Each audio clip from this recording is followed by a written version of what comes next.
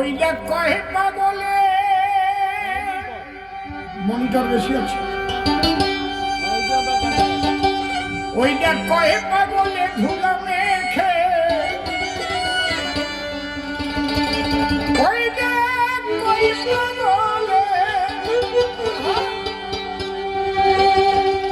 কহে পাগলে ধুলা মেখে রে ভাই একটু কমবে নাচিতেছে হরি বলে হরি বল তোরা কে যাবি পাগলের দলে টোন কমাও বাংলার একটু টোন কমাও তোরা কে যাবি পাগলের দলে তোরা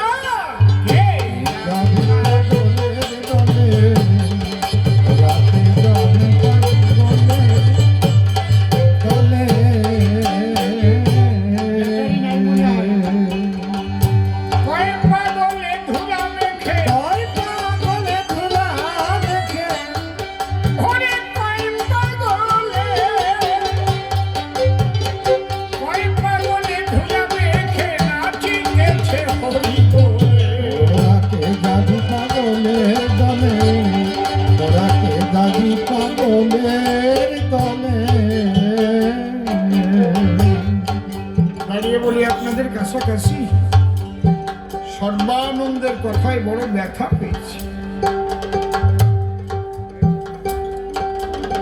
মতুয়াদের মধ্যে পাগল বলে ও ব্যাখ্যা করে বুঝিয়ে গেছে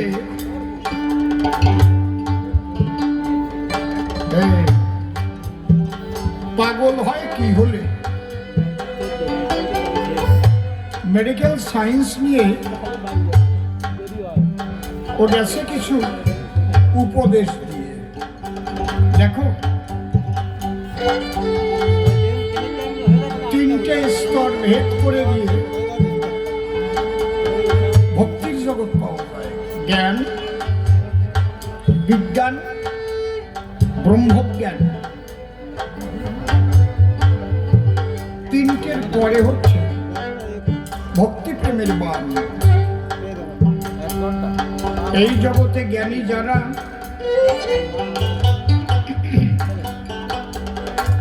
অনেক সম্মান পায় তারা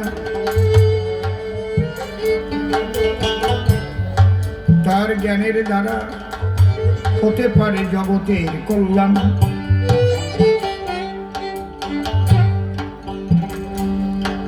কিন্তু সেই জ্ঞান যদি আবার কুপথে খাটায়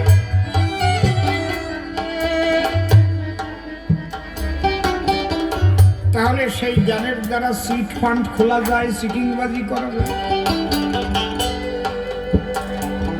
তাতে মানুষের ক্ষতিও হয়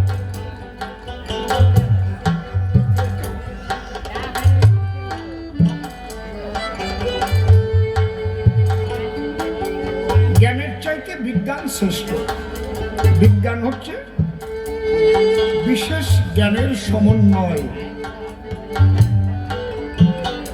বর্তমান আধুনিক বিজ্ঞানের যুগে মানুষ অনেক অজানাকে জেনেছে অচেনাকে চিনেছে এটা বিজ্ঞানের দ্বারা হচ্ছে আমি এখানে গান গাচ্ছি সারা পৃথিবীর মানুষ লাইভে ওই গান শুনছে তাহলে কোনো বৈজ্ঞানিক এটা সৃষ্টি করেছে আমি তাকে শ্রদ্ধা জানাই এর পরের স্তর হচ্ছে ব্রহ্মজ্ঞান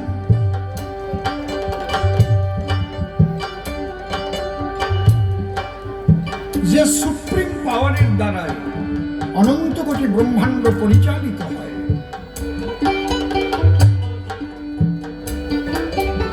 তাকে কেউ কৃষ্ণ বলে কেউ রাম বলে কেউ কালী বলে কেউ শিব বলে কেউ হরিচাঁদ বলে কেউ আল্লাহ বলে কেউ গড বলে আমরা এই নামগুলো দিয়েছি জাগতিক জগতে সকলে আমাদের দেওয়া নাম প্রত্যেকটা নামই হচ্ছে অ্যাডজেক্টিভ গুণবাচক হর্যাতে মনপ্রাণানি ইতি হরি আকর্ষয়তি যশ কৃষ্ণ। সৃষ্টি স্থিতি প্রলয়ের কর্তা গড, জিতে জেনেছি, ওকে অবজারভেশন, দিতে ডিস্ট্রয়। সৃষ্টি স্থিতি প্রলয় হক আল্লাহ, লাদিনী শক্তি এবং সত্য সনাতন। হক মানে সত্য। এটা হীরামন পাগলের ওই সে কালাচাঁদ ফকিরের যে উপাখ্যান পড়িয়ে দেখেন, হীরামনের ব্যাখ্যাগুলো, তাহলে বুঝতে পারবেন।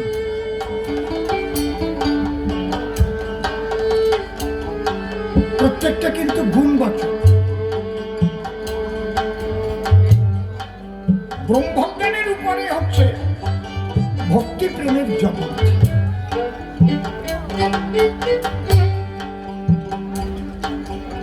এই ভক্তি প্রেমের জগতে চরম পর্যায় হচ্ছে পাগল বলা হয়। পাগল হয়ে যায় তা না, মানুষ যার বাক্য ক্রিয়া মুদ্রা, যার বাক্য ক্রিয়া মুদ্রা বিজ্ঞা না বুঝায়, এ কারণে সর্বলোকে তারে পাগল কয়। সে যা বলছে তা বৈজ্ঞানিকরাও বুঝতে পারছে না, সে যা করছে বৈজ্ঞানিকরা ধরতে পারছে না। যার বাক্য ক্রিয়া বিজ্ঞান না বুঝায়,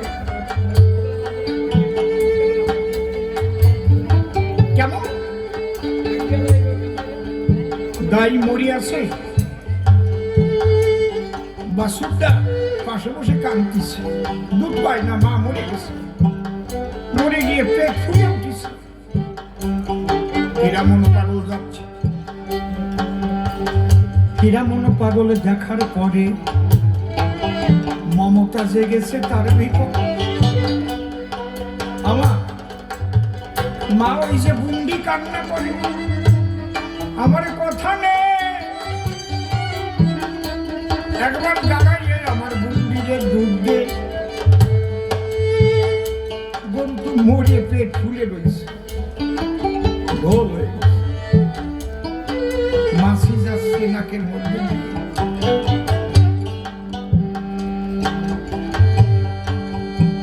সর্বানন্দ শোনো, এই পাগলের কার সঙ্গে সেই সম্বন্ধ, খবরদার করিমা না। সব যুক্তি সব জায়গায় দিয়ে না, ও জিনিস ভালো না। হীরামন পাগল অনুরাগ ভরে,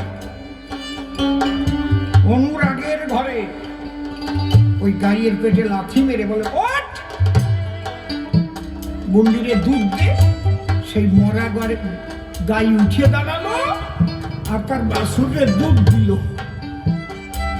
তুমি যে পাগলের ব্যাখ্যা এই আসরে তোলো, আর এই পাগল আর ওই পাগল কি এক হলো?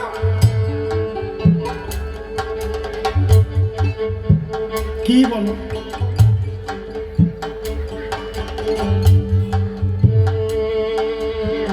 আমার কাছে বলুন দেখি, ও যে পাগলের কথা বলে দাঁড়ায় সভা তলে, সেই পাগলরা এইগুলো করতে পারে নাকি? ও তো ওরে পাগল কয় মানে কোন পাগল?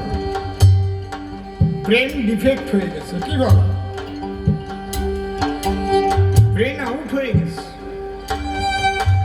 কিন্তু গোলক পাগল, মহানন্দ পাগল, হীরামন পাগল, বিচারণ পাগলের দাড়িকে পাগল, এরা তো সেই পাগল না। ছোটটা গল্প মনে পড়ে, একটা ছেলে স্কুলে পড়ে, মাস্টার বলিছে তারে, খোকা রে, কি ভেরি ভেরি একটা ইম্পর্টেন্ট কোশ্চেন এটা আসবে, যারা চিবিয়ে খায় তাদের বাচ্চা হয়, আর যারা গিয়ে খায় তারা ডিম বাড়ায়। লিখে নিয়ে দেখা তাই। ও লিখে নিয়ে বাড়ি গেছে। ওর বাড়ি 80 বছরের এক ঠাকুরমা আছে, তার একটাও দাঁত নাই। কেউ মনে মনে ভাবতেছে ঠাকুরমার দাঁত নাই, তাহলে গিলে খায়, ঠাকুরমার ডিম বাড়ায়। মনে আছে আজকে ঠাকুরমার ডিমের নামলেট খাবো।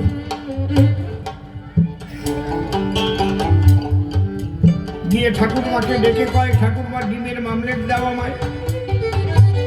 ঠাকুরমা বলে, ডিম কোথায় পাই? আর ছেলেটা বলে, ঠাকুরমা তোমার গালের মধ্যে একটাও দাঁত নাই।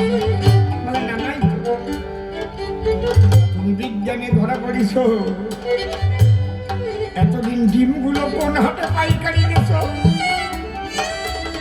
যারা গিলে খায় তারা ডিম পাড়ে, আর যারা চিবাইয়ে খায় তাদের বাচ্চা হয়।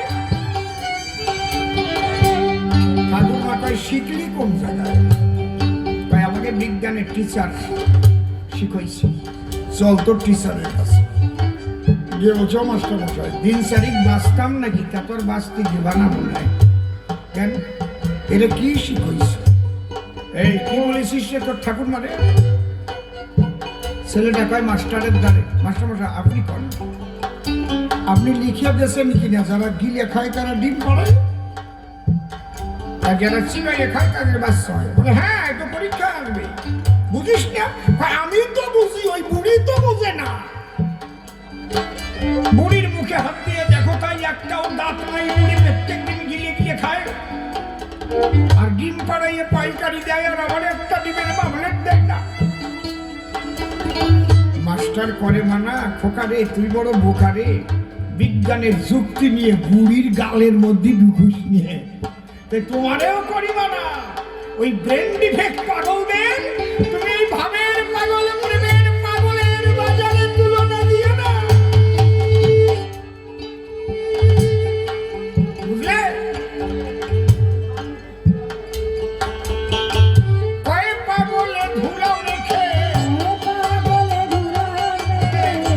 কয় পাগলে ধুলা রেখে নাচিতেছে হরি বলে।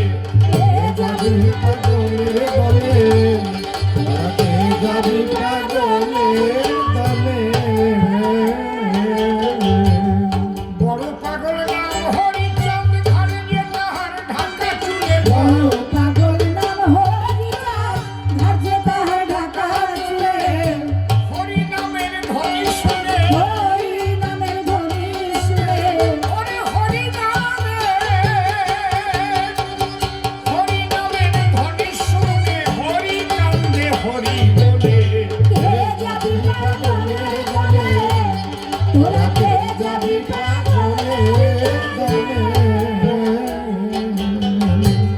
আর একটা পাগল শিগুরু চাপ, ওই পাগলের সঙ্গে চলে না। পাগল শিগুরু চাপ, ওই পাগলের সঙ্গে চলে। বলকে চারক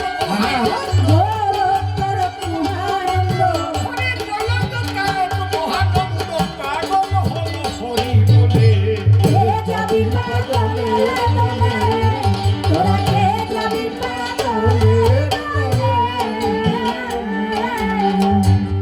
ওরা কান্দি মিলায় মেলা, মিশে কয় পাগলের বলে। ওরা কান্দি মিলায় মেলা, মিশে কয় পাগলের বলে। ঠাকুর নগর মিলায় মেলা, মিশে কয় পাগলের দলে। ঠাকুর নগর মিলায় মেলা, মিশে কয় পাগলের দলে। অধমসীম বলে আমি যাব, অসীম বলে আমি যাব, অধমসীম বলে,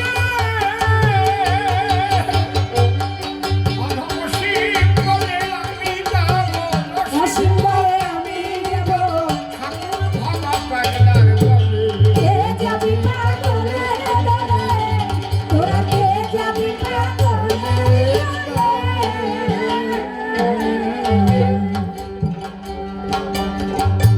দ্বিতীয়বারের সভায় এসে প্রশ্ন করল দান, কেমন শক্তিধর তোমার হরিচাঁদ? কৃষ্ণ কুরুক্ষেত্রে যুদ্ধে গিয়ে বিশ্বরূপ দেখায়, 24.5 চন্দ্র আছে কৃষ্ণের গায়ে। খুব ভালো কথা, আমি তো কৃষ্ণ নিন্দা কখনোই করি না। কৃষ্ণ নিন্দা করিলে আমার হরি নিন্দা হয়। সবাই সনাতনী দিলাম পরিচয়। কেন আমি কৃষ্ণ নিন্দা করব? তুমি ভালো প্রশ্ন করেছ। দেখো, বিশ্বরূপ দেখালেই সে ঈশ্বর, আর না দেখাতে পারলে সে ঈশ্বর না, এই চিন্তাধারা কোনো বুদ্ধিমানের না।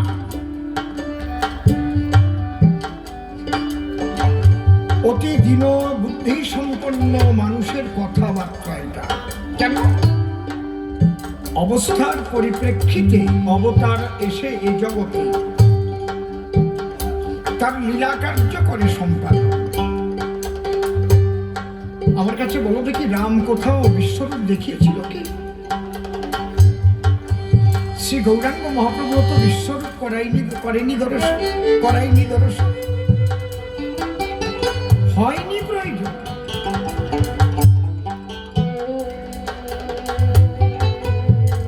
ভগবানের উদ্দেশ্য ছিল কি? অধর্ম দুর্যোধনের বংশ নিধন করে ধর্ম রাজ্য প্রতিষ্ঠা করবেন হস্তিনাপুরে।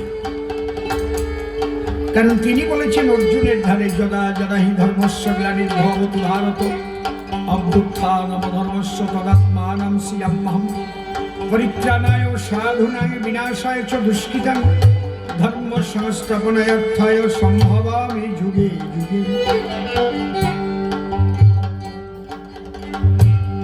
যে কারণে কৃষ্ণ পাণ্ডবদের দলে নিজে কৃষ্ণ রথের সারথি হইলেন। সারথি হইয়া কৃষ্ণ অশ্বমেধা ধরে রথ নিয়ে হাজির হলেন কুরুক্ষেত্র সমরে। অর্জুন বলল, কৃষ্ণ রক্ষানা রাখো, দেখি কারা কারা বিপক্ষে আসছে, একটু দেখি। মাটিতে নেমে তাকিয়ে দেখে থেমে বলল, কৃষ্ণ আমি যুদ্ধ করব না। কেন? সামনে সমস্ত আত্মীয় স্বজন, এদের বধ করে চাই না রাজ্য সিংহাসন। মোহগ্রস্ত অর্জুনের মন কে কারণে নারায়ণ অর্জুনকে তখন সুবুদ্ধি করে দান। এর মধ্যে অর্জুনকে বনমালী করেছে গালাগালি। কলব্যমাস্মগমপার্থ নৈতাত্তচ্যুপবদ্ধতে ক্ষুদ্রং বুদ্ধায় মুদ্রং ত্যক্তোত্তিষ্ঠ পরন্ত গিলি বলে অশ্বচানং শচষ্টং পুজ্ঞাবদংশ্চ ভাষসে গদাসন্ন গদাসনশ্চ নানুশ্চন্তি পণ্ডিতা। কি বলছো? ওরা আত্মীয় নয়, আপতাই। অধর্মে ধর্মরাজ্য প্রতিষ্ঠা করবো ওদের দিয়ে রসাতল। মোহগ্রস্ত অর্জুনকে মোহশূন্য করার লক্ষ্যে শ্রীকৃষ্ণ যে কথাগুলো বলেছিলেন, সেই কথার সমন্বিত অবস্থায় গীতা 18টি অধ্যায়, 18 যোগের কথা সেখানে রয়েছে। এই গীতা সারা বিশ্বে সমর্থিত।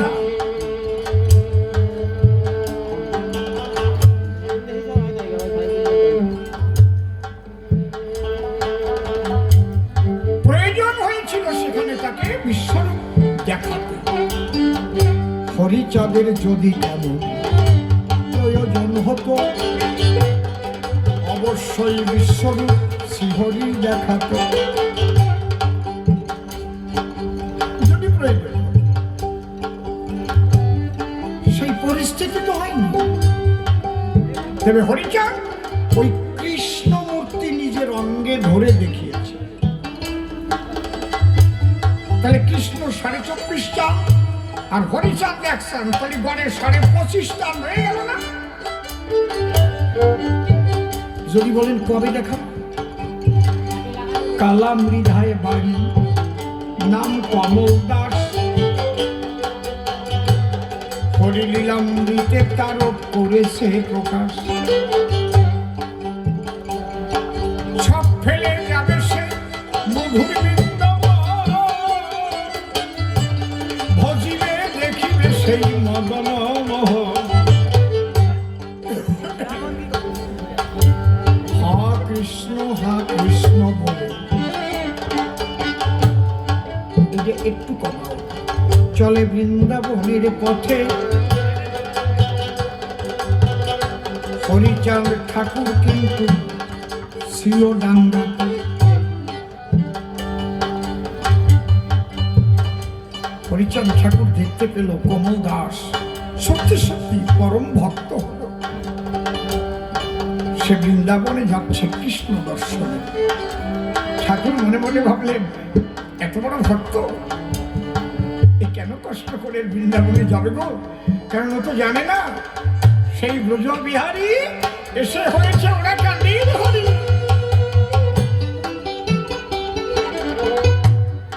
সেই চলার পথের পাশে শ্রীহরি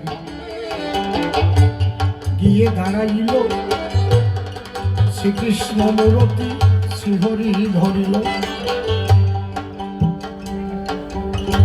দূর হইতে কমল দাস দেখিবারে পায়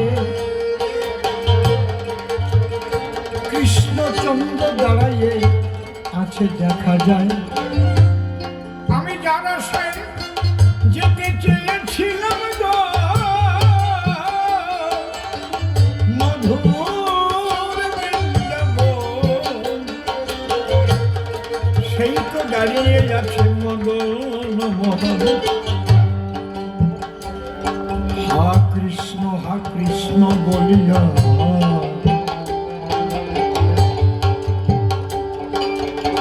পড়ল চরণ তলে। কৃষ্ণকে বুকে নিয়ে ভাসে নয়ন জলে।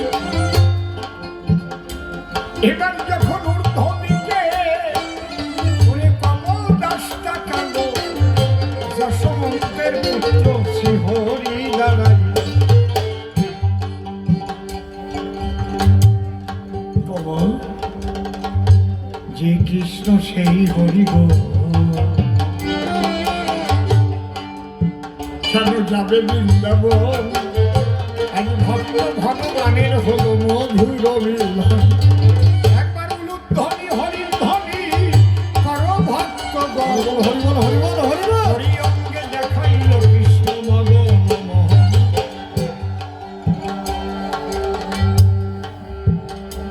এই হরি অঙ্গে শ্রী হরিচাঁদ ঠাকুর রাম মূর্তি দেখিয়েছেন হীরামন পাগলকে। বড় দুঃখের বিষয় কি জানেন, বলতে ভালো লাগে না, আসতে ব্যাপার কি জানেন, সত্যকে না কিছু দিয়ে ঢাকা যায় না।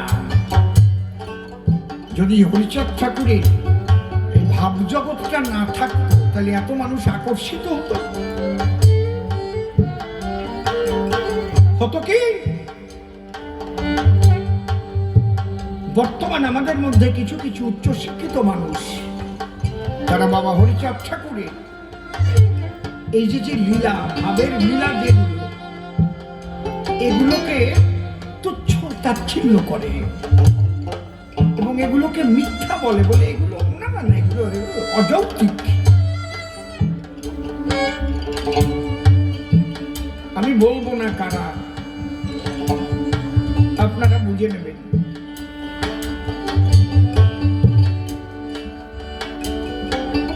তারা বলে হরিচাঁদ ঠাকুর শুধু বাস্তববাদী,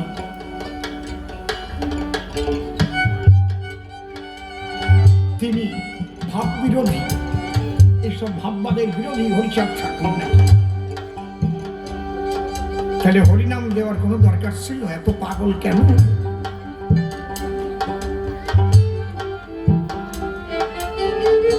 এত ভক্ত কেন? তারা অলৌকিক অলৌকিক লীলার অধিকারী ছিল। বাবা গুরুচাঁদ ঠাকুর যে ওরাকান্দি বসে সাহেবকে অস্ট্রেলিয়া দেখিয়েছিল, এগুলো সব গাঁজাখুরি গল্প বলে তারা। আমাদের মানুষ তারা, আমাদের মানুষ অনেক উচ্চ শিক্ষিত হয়ে তারা মতুয়াদের মধ্যেই বিষ ছড়াচ্ছে।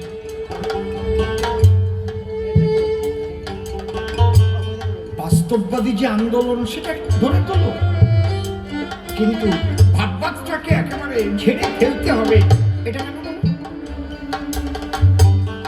ভাববাদ বলে কিছু নেই জগতে, এটা হয়।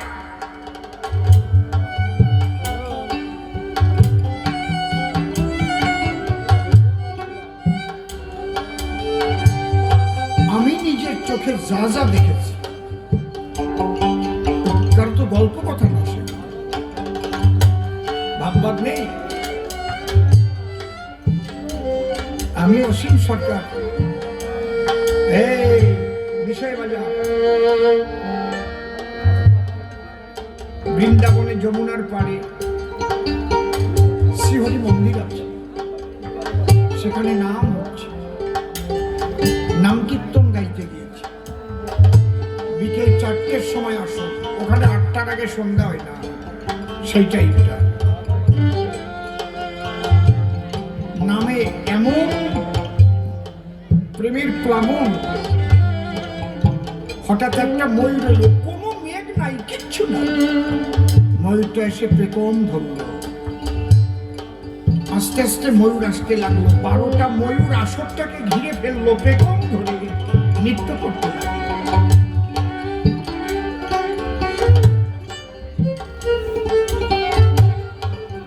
কিচ্ছু নেই ভাবছে। এই হরিণঘাটা শিব মন্দির, শিবতলা, অসময়ের আসর। আমি বললাম আমি একাই গাই, তোমাদের আসতে হবে না সবাইকে, আমি মন দিয়ে গান গাইছি, 2 চোখের জলে ভাসছি। বট গাছটা এখনো আছে, ওখান থেকে একটা হনুমান নেমে আমার সামনে বসে করজোড়ে 2 চোখের জলে ভাসতে লাগলো। বনের পশু বনে যাবে, সেও নাম শুনে ভাসে আখিল রে। এগুলো মিথ্যা, আমি দেখেছি।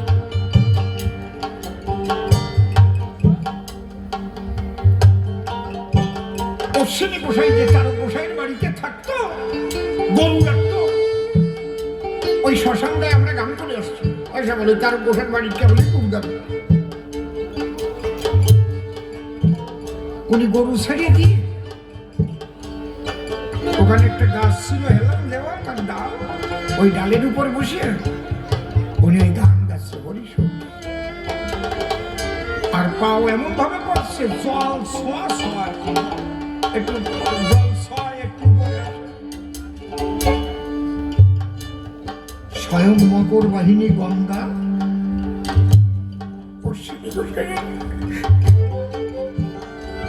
চরণ মাথায় করে ওখানে ভেসে আছে। রাখাও না, ওই দেখে ভাবছে কি কুমির, যে তার বসাই কয় বসাই, আরে তোমার বাড়ি যে ওই থাকে অশ্বিনী, ওরে কুমিরে খেয়ে ফেললো, তারা কথা শোনে না। চারণ গোসাই গিয়ে দেখি মারে পা, অশ্বিনীর চরণ যুগল মা গঙ্গার মাথা, ভক্তের চরণ স্বয়ং গঙ্গা শিরেতে ধরিল, একবার প্রেমানন্দে ভক্ত মিললে হরি হরি হরি। এগুলো সব মিথ্যে হয়ে যাবে, এগুলো সব মিথ্যে হয়ে যাবে। আমরা লেখাপড়া শিখে এটা শিখেছি। আমার তারক গোসাই দেহ ত্যাগ করার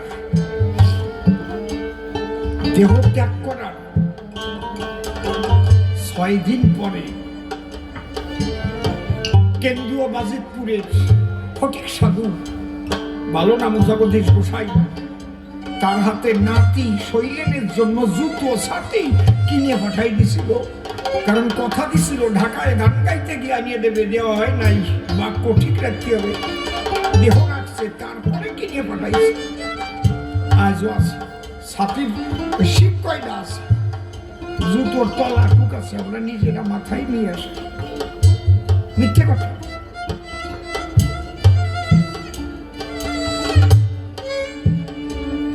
ধর্মীয় ভণ্ডামি আলাদা। ধর্মীয় ভণ্ডামির বিরুদ্ধে কথা বলতে গিয়ে যদি প্রকৃত ধার্মিকদের অপমান করা হয়, সে তো ঠিক নয়। আমি বাবা সাহেব আম্বেদকরকে ভালোবাসি। আপনি আম্বেদকরবাদী হতে পারেন, আপনি বৌদ্ধ ধর্ম গ্রহণও করতে পারেন, তাতে কি, কে মানা করবে আপনাকে? কিন্তু আপনি, আপনার অধিকার নাই মতুয়াদের এই ভাববাগের উপরে হাত দেওয়া। কে অধিকার দিয়েছে আপনাকে?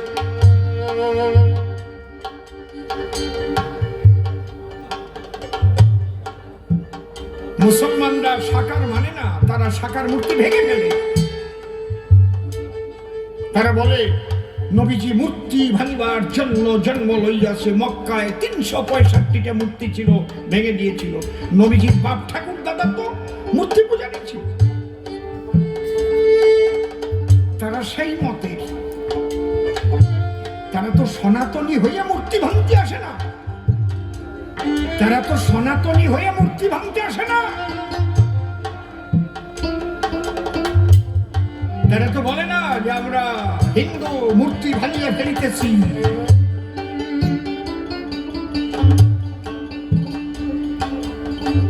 ওদের কাজ হচ্ছে মূর্তি ভাঙা।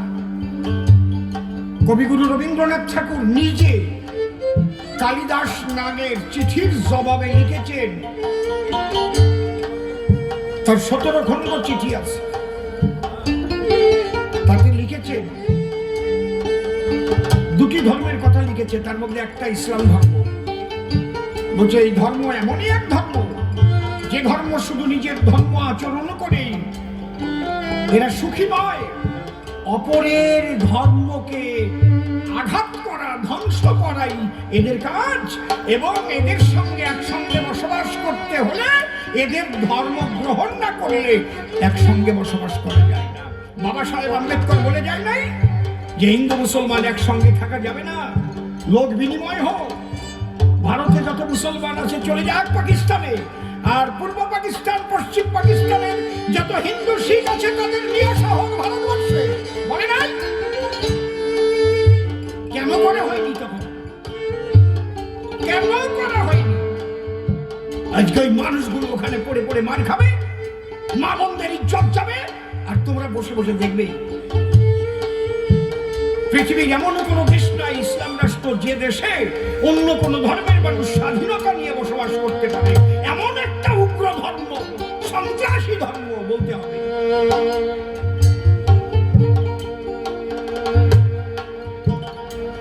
আমার কথা হচ্ছে তুমি কোন ধর্ম গ্রহণ করবে, তাকে ভালোবাসবে, ওটা বড় কথা না, কিন্তু মতুয়াদের ভাববাদের উপর আঘাত করার অধিকার তোমার নাই। সনাতন ধর্মের ভাববাদের উপর, অলৌকিকত্বের উপর আঘাত করার তোমার অধিকার নাই। তাহলে বাবা গুরুচাঁদ ঠাকুরের অস্ট্রেলিয়া দেখা মিথ্যা হয়ে যাবে, নিজের অঙ্গে রাম মূর্তি দেখানো মিথ্যা হবে, কৃষ্ণ মূর্তি দেখানো ভুয়ো হয়ে যাবে, সব গানই নষ্ট হয়ে যাবে, বাবের গান আর গাওয়া লাগবে না। কি দুঃখে বহুর হলি বলকা নাই, গাওয়া লাগবে না।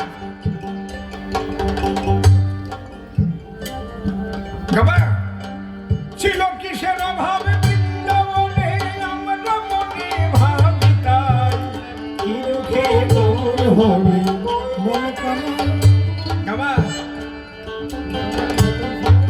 কি এক ফ্যাশনের মধ্যে বেরিয়েছে মতুয়াদের, সাধারণ ভালো ভালো মানুষগুলো সরল, এক একজন আসে এক এক রকম বক্তব্য দেয়, বন্ধুগণ একেবারে।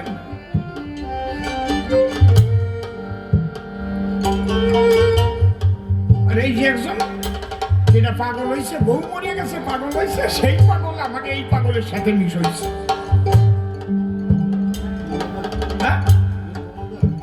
না না, ওই যে কোথায় গেছে, নীলকমল তো ভালো।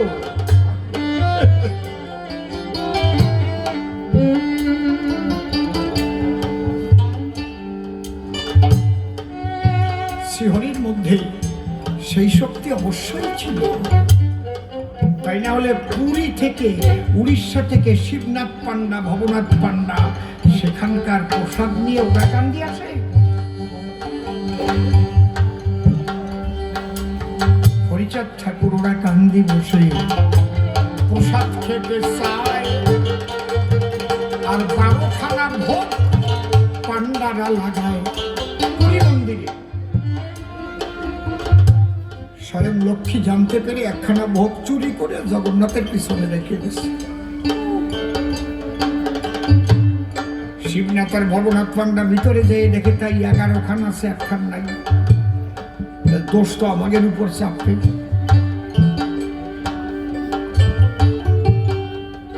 ওরা তখন হত্যা দিল, ওরা হত্যা দিল। তাহলে একখানা কোথায় গেল? তখন দৈববাণীতে লক্ষ্মী বলছে যে জগন্নাথের পূজা দাও তোমরা উড়িষ্যায়, সেই জগন্নাথ ওরা কান্দি হয়েছে উদয় হরিচাঁদ নামে। সেই প্রসাদ খেতে চেয়েছে, দেখো পেছনে একখানা রাখা আছে, ওটা নিয়ে তোমরা সেই ওরাকান্দি চলে যাও। এগুলো মিথ্যে কথা। শিবনাথ পান্ডা, ভবনাথ পান্ডা নাম লেখা আছে, তারা ওরাকান্দি হরি ঠাকুরের জন্য সেই প্রসাদ নিয়ে। আর আমাকে মধ্যে একদল কয় এগুলো মিথ্যে কথা।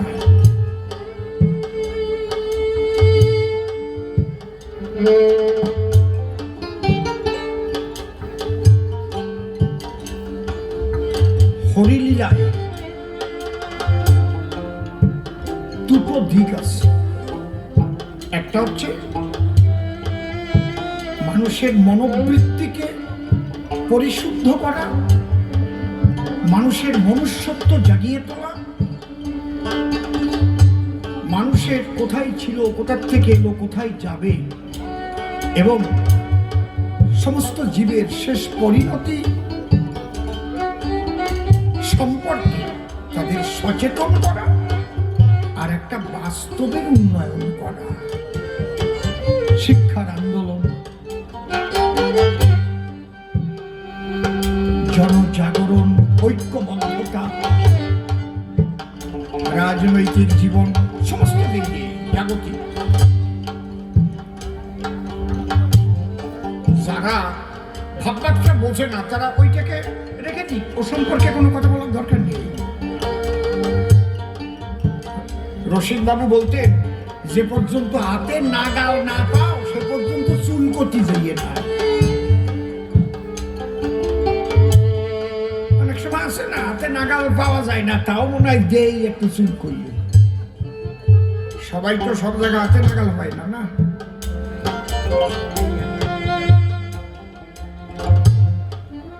এই জন্য বিশ্বরূপ দেখালেই সে ভগবান হয়ে যাবে। বিশ্বরূপ দেখানোর পরিস্থিতি হলে দেখাতো। পাগল বিজয় সরকারকে ওপার বাংলায় ছোট ছোট এত সম্মান করতেন সবাই, কোন স্টিমারে পাগল বিজয় সরকারের ভাড়া নিত না। ফার্স্ট ক্লাসে ওনার জন্য বসার জায়গা থাকতো। তা উনি ফার্স্ট ক্লাসে গিয়ে উঠেছেন, স্টিমারটার নাম শিউলি। তা ওনার পাশের সিটে ব্রাহ্মণ, এইসা মোটা পৈতা গলায়, আর আগে ওই নাইলনের এক প্রকারের খুব দামি গেঞ্জি পাওয়া যেত, ফুটো ফুটো ফুটো ফুটো ফুটো ফুটো, হাতের মুঠের মধ্যে বলা যেত, বাড়ি দামি কিন্তু। ওটা একটু বড় লোক যারা তারা গায়ে দেয়, একটা আলাদা খাইবে আর কি, সোনার সেন্ট দেখা দেখা দেখা। ঠাকুর মশাই, জমিদার বংশের ঠাকুর মশাই, মোসো আছে তাগড়াই, আর এই সাইজের বইটা বসে আছে। এখন সবাই যখন খবর পেয়েছে পাগল বিজয় সরকার স্টিমারের উপরে আছে, মানুষ চলে আসতেছে, হিন্দু মুসলমান এসে প্রণাম করতেছে। সরকার মশাই, আপনি আমাদের ভগবান। কিন্তু ওই পাউন্ডে কেউ প্রণাম দিচ্ছে না, উনি গেছে খেপিয়ে। আরো সেই টাইমের ব্যাপার বলছেন, উনি বলছেন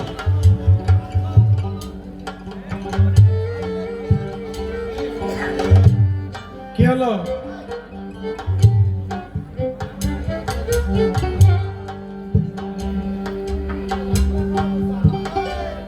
ও চা খাওয়া নিয়ে? আচ্ছা, খাও খাও খাও। এখন ওই ঠাকুর মশাই বলছে, মনে মনে তো রাগিয়ে ট্যাপা মাছের চাইতে বেশি ফুলিছে। আচ্ছা, তোমার নাম কি? হে ঠাকুর মশাই, আমার নাম বিজয় সরকার। তুমি কি করো? একটু কবি গান করি। ও, নাম শুনেছি, বিজয় সরকার কবি গান করে। আচ্ছা, তাই তোমাদের সবাই ভালোবাসে, তাই সবাই ছুটে এসে করছে নমস্কার বিজয় সরকার। আচ্ছা বিজয়, তোমার দেখা যখন পেয়ে গেলুম, তুমি একটু কবি গান শোনাও তো আমাকে। বিজয় সরকারের তো ঠোঁট কাটা, ছোটবেলায় তেঁতুল পাড়তে যাইয়ে গাছের তে পড়িয়ে যাইয়ে ঠোঁট কাটিয়ে গেছিল, তেঁতুলের শিকড়ের ফলে পড়িয়ে, এই জন্য তার ঠোঁট কাটা ছিল। আর উনি তো ভয় ভয় পাতো না।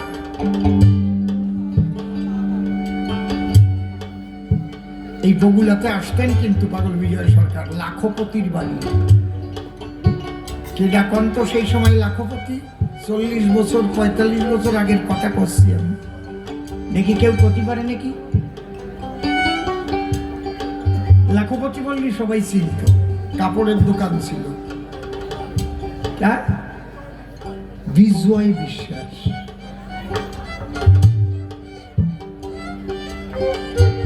ওনার দোতলার উপরে আমি একটা কথা কয়ে ধরা খেয়ে গেলাম। আমি শুনলাম ওখানে আসছে, আমি পাগলের মতো ছুটে আসলাম, এসে প্রণাম করিস। বলছে, শ্বশুর মশাই কেমন আছো? ভালো আছো?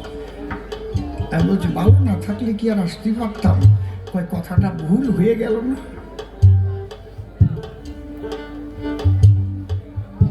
তারপরে যে কয়টা কথা বললেন, আমি চোখে জলে ভাসতে লাগলাম, পা দুখানা মুখে চড়িয়ে ধরলাম। পাগল বিজয় সরকারটা যখনই বলেছে, আচ্ছা বিজয় তুমি তো কবি গান করো, আমার একটু কবি গান শোনাও তো দিদি। পাগল বিজয় সরকার কয়, ঠাকুর মশাই আপনি একটু শ্রাদ্ধ করেন তো। কি বলছো তুমি? কার শ্রাদ্ধ করবো? উপকরণ কোথায়? জাহাজের উপরে কি শ্রাদ্ধ হয়? এটা যদি বলেন ঠাকুর মশাই, ওটা বলেন না। আমার শ্রদ্ধা কোথায়? আমার আসর কোথায়? আমার ঢোল কোথায়? এই জাহাজের উপরে কবি গান হয়? ঠাকুর মশাই একেবারে ড্যাম ডিফিট।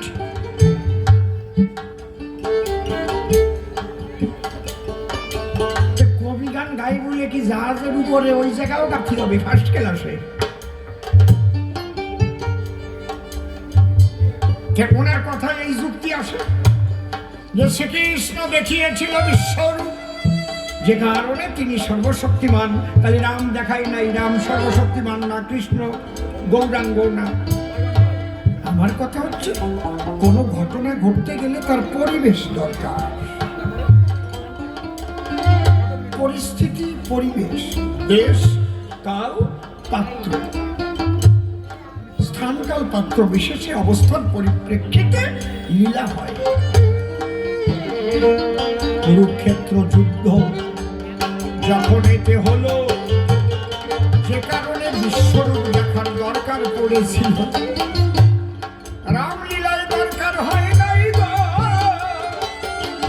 গৌরী লীলায় আর হয়নি তো দরকার, হরি লীলায় দরকার হয়নি, বললাম তো বোধা।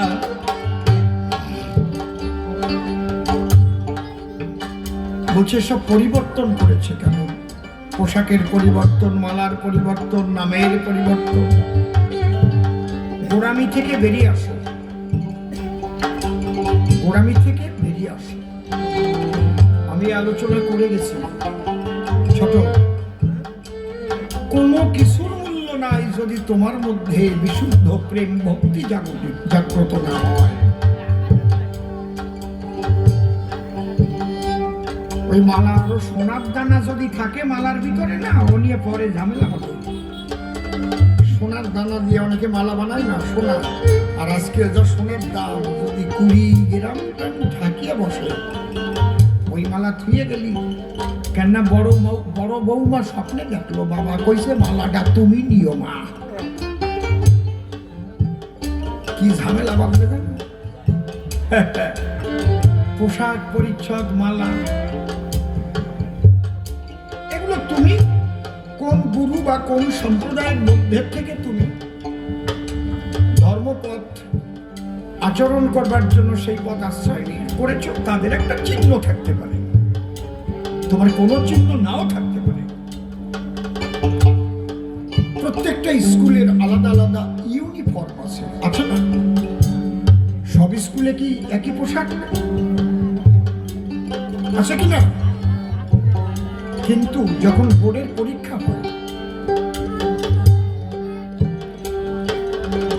তখন কি লেখাপড়া যদি ভালো করে সারা বছর না করে ওই পোশাকের উপর মার্কস দেয়?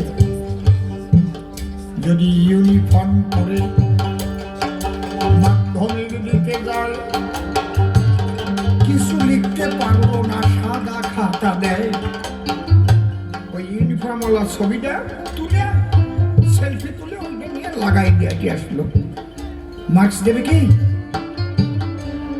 বলবো লাশের দিন বোর্ডের পরীক্ষার সময় কোন রকম পোশাক ওই রকম নির্দিষ্ট থাকে না। ঠিক তেমন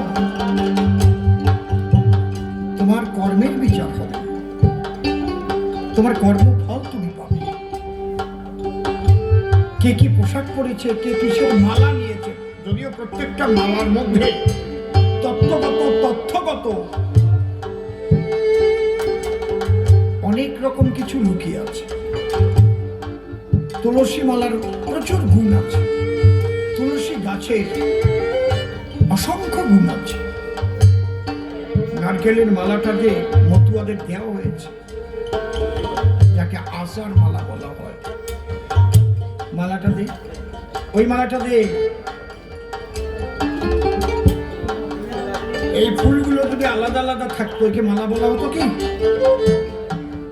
একটা সুতোর সঙ্গে গেঁথেছে বলেই তো মালা, গলায় নিলাম, পুজোয় দিলাম।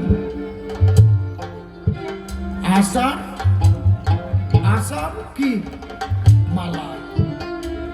তোমার আচার ব্যবহার বাবা হরিচাঁদের বাণী সুতোর সঙ্গে গেঁথে আচার মালা করো, সুন্দর। ব্যভিচার ত্যাগ করো, অনাচার ত্যাগ করো, আচার মালা পরে আচার ব্যবহার সুমধুর করো। প্রত্যেকটার মধ্যে ফিলোসফি আছে, এমনি এমনি না। একটা নারকেলের সমস্ত টুক মানুষের কল্যাণে লাগে, কোনো টুক ফেলানো যায় না। নারকেলের আশা দিয়ে যাও, ওরণ বানাতো, ডাল দেওয়া ওরণ, ওরে নেমন্তন্ন খাতাম। কি মনে নাই তা? নারকেলের চোকলা পুজোয় ধুনো দিতে লাগে, কিচ্ছু ফেলানো যায় কি? তাহলে তোমার জীবন এমন হবে, কোন টুক যেন বাতিলের খাতায় না যায়, সমস্ত টুক যেন মানুষের সেবায় তুমি নিয়োজিত থাকো। আচার ব্যবহার সুন্দর, আচার মালা করে, আচার মালা করে, ছড়ানো ছিটানো আচার ব্যবহার না। এখন এই আচার মালা পরে যদি কেউ বেবিচার করে, তারে কি করবেন? মতুয়ারা দেখেন চিন্তা করে ওটা হুগলি ছিল না, হুগলি। ওই যে গোসাইকে পিঠাবার জন্য গেছিলাম চলা নিয়ে, আমরা কবি গান গাইছিলাম। ওটা কোন পল্লী জানো? ক্ষুদিরাম পল্লী না কি নাম? হ্যাঁ, ওই জায়গার গোসাই। আসার মালা অনেকগুলো। রাত্রি আমার কাছে খবর এসে গেছে, গানের পরে আমরা কেবল বসেছি, খাইয়ে টেয়েছে। কয়েকজন যুবক ছেলে খবর দিয়েছে গোসাই কিন্তু ওনার এক বাল্য বিধবার শিষ্যা নিয়ে এক মশারির তলে শুয়েছে। আমি বললাম শ্যামল চলা নেই কয়খান, ডাক দে কয়জন। উনুনিতে ওই জায়গাতে চলা নিলাম আর কি, ভাড়া ছিল চলা নিয়ে ওই ঘরের সামনে যেয়ে বললাম গোসাই দরজা খোলো। গোসাই কাঁপতিছে, আসে পাও জড়াই ধরে বলল ক্ষমা করেন, কোনোদিন আর এরকম হবে না।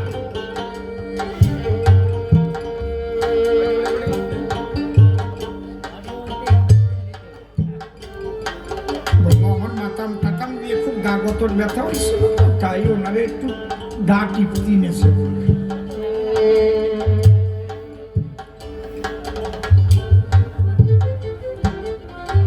এই মতো গোসাই সাইজে শোনেন, শিল্পী হোক, শিল্পীরা অনেক কিছু করে।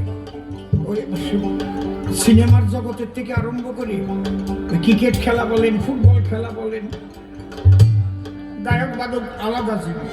কিন্তু তুমি শিল্পী আবার গুরু হবা, মতুয়া ধর্মের প্রচারক হবা, একেবারে বিশাল ব্যাপার। জয় বাবা গুরু চাঁদ, দীক্ষা দিবা, তারপরে সারা মতুয়া ধর্মটা বদনাম করবা। এদের আপনারা ছেড়ে দেবেন নাকি না উচিত শিক্ষা দেবে? সে যে হোক, একটা কথা বলতে পারি সর্বানন্দ, হরিচাঁদের দরবারে বেভিচারীর জায়গা নাই। কিন্তু আমি যদি বলি, ক্ষমা করবেন বৈষ্ণব সমাজে বেভিচার শতসিদ্ধ আছে। বেভিচারী একটা মতি আছে, নিজের বউকে ফেলে দিয়ে পরে বিধবা টিধবা নিয়ে তারপরে কুলু কুলু কুলু কুলু, শাখাও নাই, সিন্দুরও নাই, আবার ইন্দুরির কাজ বন্ধ হয় নাই। এই যে হাসিয়ে পড়ে, আমার না এইসব বাজে কথা ভাল লাগে না, আমার লজ্জা করে। কেউ আছে না কি সে বাদাসী? কেন তোমার যদি মেয়ে মানুষ লাগে বিয়ে করে নাও, আর তুমি যদি সন্ন্যাসী হও, মহাপ্রভু করেছে মানা, কাঠের নারী পর্যন্ত তুমি দেখিতে পারিবে না। তাহলে তুমি কোন মতের?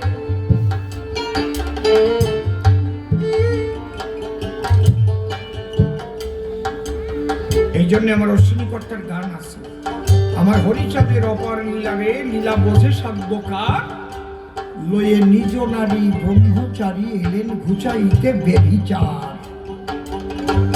কোন বেভিচারের জায়গা মতুয়াদের মধ্যে নাই নাই নাই। বেভিচার যে করুক তাকে ছাড়বেন না। তবে বুঝবো আপনারা পরিশুদ্ধ, আমরা পরিশুদ্ধ।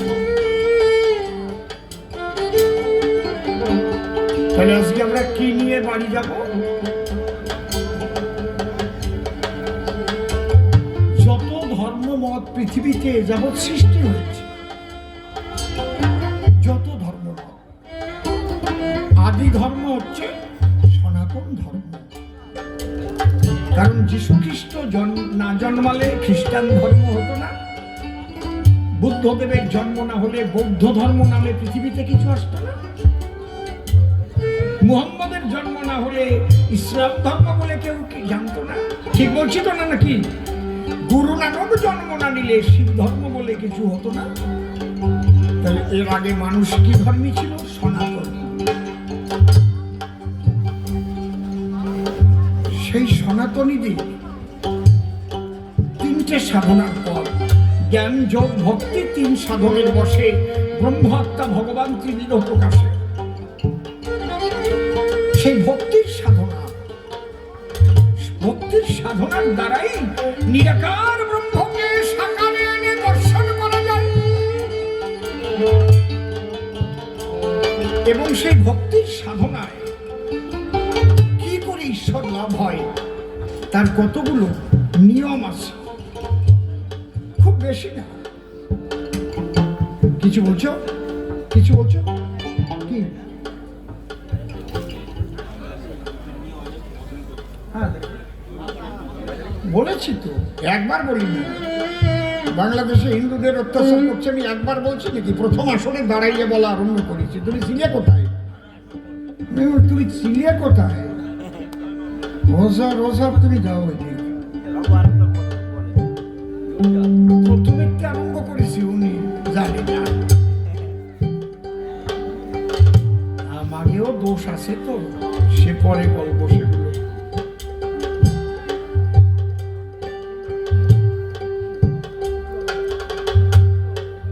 কি যেন বলতে গেলাম? হ্যাঁ, শুধু হরি নাম করলে হবে না। প্রেম জগৎ, যদি তুমি বিশুদ্ধ প্রেমিক হতে চাও তাহলে তোমাকে কয়েকটা বিশেষ বাক্য পালন করতে হবে। পৃথিবীর সমস্ত ধার্মিকদের বলা হচ্ছে, সমস্ত ধার্মিকদের, সমস্ত ধর্মের।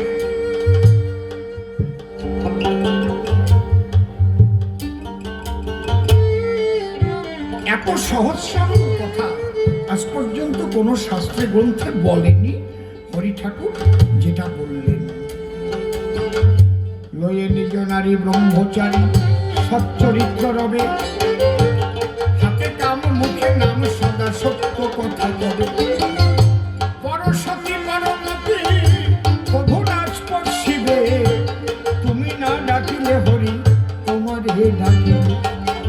সত্যবাদী জিতেন্দ্রিয় হইবে যে, না থাকুক তার ক্রিয়া কর্ম হরিতুল্য সে। তাহলে আজকের থেকে চেষ্টা করি আমরা, কালকের থেকে সকালের থেকে আমি সত্যি কথা বলবো। পিতৃধন সৃষ্টি ছাড়া বেবিচারে নষ্ট করব না। 6টা মাস পালন করে দেখেন আপনার গতি, আপনার মতি, আপনার রতি যদি পরিবর্তন না হয় আপনি আলাদা মানুষ হয়ে যাবেন।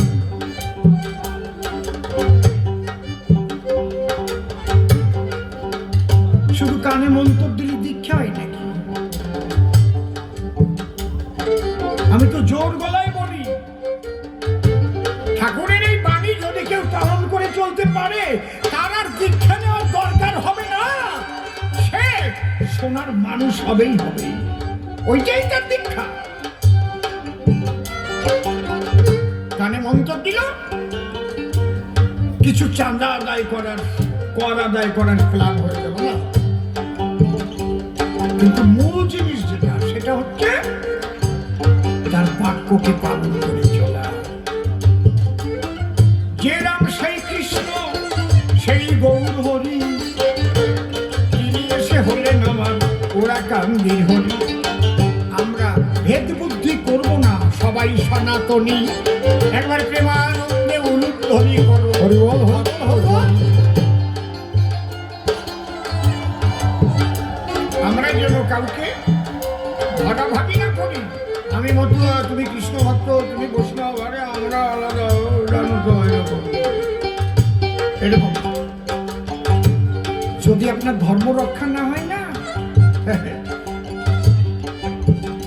সামনে বিরাট বিপদ আছে। যদি ঐক্যবদ্ধ আপনারা না হতে পারেন, যত বিভক্ত হবেন তত আপনার রক্ত ঝরবে। আর ঐক্যবদ্ধ হতে পারলে, সংঘবদ্ধ হয়ে প্রতিবাদ করতে পারবেন সেই কণ্ঠস্বর নিয়ে। তাই মতুয়া, বৈষ্ণব, রাম ভক্ত, কালী ভক্ত সবাই আমরা এই মন্ত্রের দীক্ষা নিয়ে সবাই করো উলুধ্বনি। হরিরাম, রাধা কৃষ্ণ নিতাই গৌ, রাম সীতা এলো, এদের প্রীতি প্রেমানন্দে হরি হরি বল। হরিচাঁদ হয়ে ওরে কান্দি আসে, পরিষ্কার করিয়ে গেলাম সভ্য সভা পাশে। দেখতে দেখতে রাত 10টা 10 বেজে যায়, এইবার মিলন গাইব দাঁড়ায় সভায়। তুমি মেনে নিও, ও তুমি মেনে নিও, তুমি মেনে নিও, মেনে নিও, যেটাকে ভক্তি করে সে তার পরাণ প্রিয়। তুমি মেনে নিও, মেনে নিও। শোনো শোনো সর্বানন্দ বলি তোমার ধারে, কাজ হবে না ভক্তদের বিভক্ত করে। এই ঐক্যবদ্ধ চিন্তাধারা জগতের বিনা, ওরে সবাই মিলে বাহু তুলে হরি গুণগান। তুমি মেনে নিও, ও তুমি মেনে নিও। সে কৃষ্ণ সেই হরি পেলাম পরিচয়, বাধা বিঘ্ন দূরে গেল বলিলাম তোমায়। যে কৃষ্ণ সেই আমার হরি বটে হলো, প্রেমানন্দ বাহু তুলে হরি হরি বল তোমায়। মেনে নিও, ও তুমি মেনে নিও। কিন্তু একটা কথা তুমি কিন্তু দেবে পরিচয়, নারী নিয়ে কি করে ব্রহ্মচারী হয়? নারী যদি পাশে থাকে মিথ্যা কথা নয়, ব্রহ্মচর্য তার হয়ে যায় ক্ষয়। তোমার মেনে নিও। শোনো শোনো শোনো, ব্রহ্ম হলো সদানন্দময়, তাতে বিচরণ করিলে তারে ব্রহ্মচারী কয়।